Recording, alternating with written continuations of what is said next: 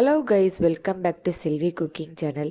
இன்னைக்கு நம்ம சேனல்ல ரொம்ப டேஸ்டாகவும் செய்கிற டைமும் ரொம்ப குறைவாக இருக்கும் தண்ணி சட்னி எப்படி செய்யுதுன்னு பார்க்கலாம் வாங்க.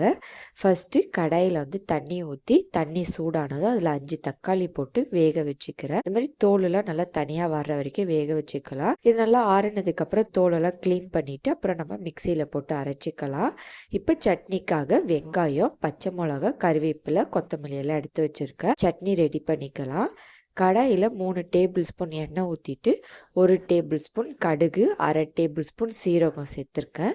இதை ரெண்டுத்தையும் நல்லா தாளிச்சிக்கலாம். ரெண்டும் பொரிஞ்சதுக்கப்புறம் அதில் கருவேப்பிலையில் சேர்த்துட்டு வெங்காயம், பெரிய வெங்காயம் 3 வெங்காயம் சேர்த்துருக்கேன்.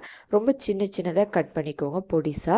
இப்போ வெங்காயமும் சேர்த்துக்கலாம். அப்புறம் 2 பச்சை மிளகா சேர்த்துருக்கேன். காரத்துக்கு ஏற்ற மாதிரி நீங்கள் பச்சை மிளகா சேர்த்துக்கோங்க. வெங்காயம் நல்லா கலர் சேஞ்ச் ஆகட்டும், லைட் கோல்டன் கலர் வர வரைக்கும் நல்லா வதக்கிக்கலாம். இப்போ ஆறின தக்காளியை மிக்சியில் போட்டு நல்லா ஃபைன் பேஸ்ட்டாக அரைச்சி எடுத்துக்கிறேன். பாருங்கள், வெங்காயம் நல்லா கலர் சேஞ்ச் ஆயிடுச்சு. இந்த ஸ்டேஜில் அரைச்ச தக்காளி விழுதையும் இதில் சேர்த்துக்கிறேன். மிக்சியில் தண்ணி ஊற்றி கொஞ்சம் அலசி அந்த தண்ணியை சேர்த்துக்கிறேன். இதை நல்லா மிக்ஸ் பண்ணி விட்டதுக்கப்புறம் இதில் மசாலா பொருள் சேர்த்துக்கலாம். 1/2 டீஸ்பூன் மஞ்சத்தூள், 1 டீஸ்பூன் மிளகாய்த்தூள், வரமிளகாய்த்தூள் சேர்த்துருக்கேன். அதுக்கப்புறம் 2.5 டீஸ்பூன் கொத்தமல்லி தூள் சேர்த்துருக்கேன். தண்ணி சட்னிக்கு தேவையான அளவு உப்பு சேர்த்துட்டு நல்லா மிக்ஸ் பண்ணி விட்டுக்கலாம். இது நல்லா கொதிக்கட்டும். நம்ம தக்காளி வேக வச்சுருந்த தண்ணி கொஞ்சமாக இருந்தது, அந்த தண்ணியையும் இதில் சேர்த்துருக்கேன். நல்லா மசாலா ஸ்மெல் போகிற வரைக்கும் நல்லா கொதிக்க விடுங்க.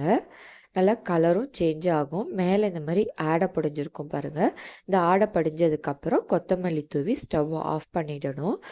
கண்டிப்பாக ட்ரை பண்ணி பாருங்கள், ரொம்பவே நல்லாயிருக்கும். தோசை நல்லா மொறு மொறுன்னு சுட்டு சாப்பிட்றப்ப ரொம்ப டேஸ்ட்டாக இருக்கும். இந்த வீடியோ பிடிச்சிருந்தால் லைக் பண்ணுங்கள், ஷேர் பண்ணுங்கள், சப்ஸ்கிரைப் பண்ணுங்கள்.